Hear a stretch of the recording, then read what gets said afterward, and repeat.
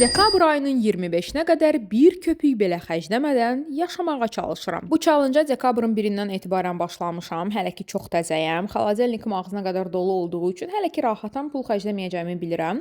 Əslində belə bir challenge başlamağımın əsas səbəbi israfçılığın qarşısını almaqdır. Çünki dekabr ayında lazım oldu, olmadı, endirimlər, xərclər, hədiyyələr, bu getdikcə artmağa başlayır və bu dekabr özümə söz verdim ki, minimum xərc ilə dekabrın 25-nə, yəni növbəti maaşıma qədər yaşayacağam. Burada əsas xərclərimin nəyə çıxdığına fikir verirəm.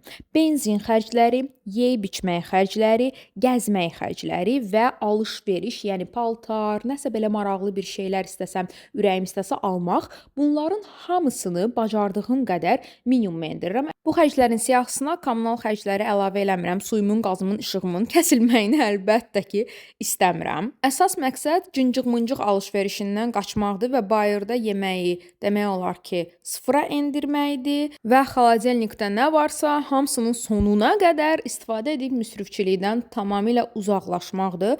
Bugün heç bir xərcim olmadı. Dekabrın 1-i idi.